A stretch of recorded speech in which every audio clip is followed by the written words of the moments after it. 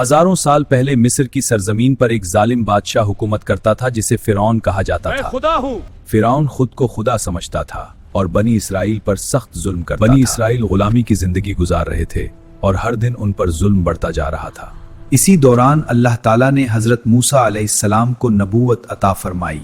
अल्लाह ने मूसा अलैहिस्सलाम को हुक्म दिया कि फिरौन के पास जाकर उसे सच्चाई की दावत दी, लेकिन फिरौन ने गुरूर और तकब्बुर में आकर इस पैगाम मानने से इनकार कर दिया।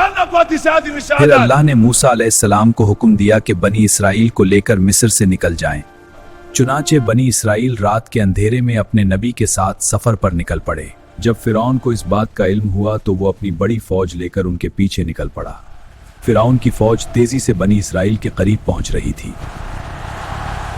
आखिरकार बनी इसराइल एक अजीम समंदर के किनारे पहुंच गए।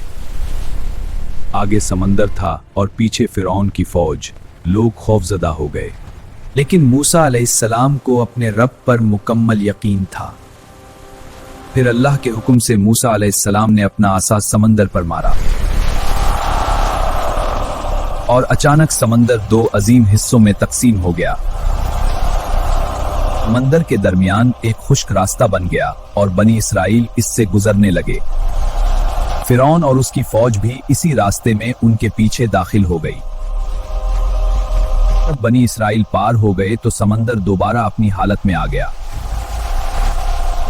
और फिरौन अपनी फौज समेत समंदर में गर्क हो गया।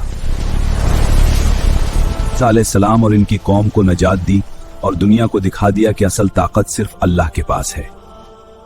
जब बनी इसराइल समंदर पार कर गए तो उन्होंने सुख का सांस लिया। ऐसी दिलचस्प तारीखी कहानियां देखने के लिए देखते रहें तारीख 360।